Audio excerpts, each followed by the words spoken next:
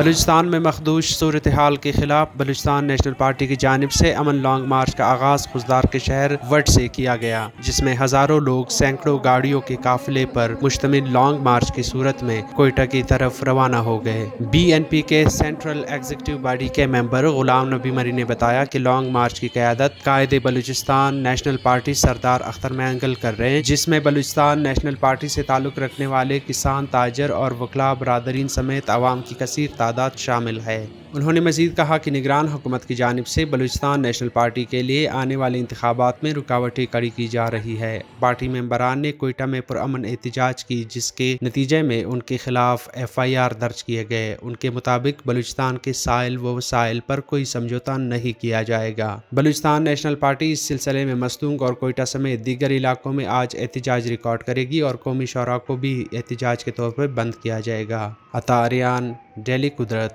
Quetta.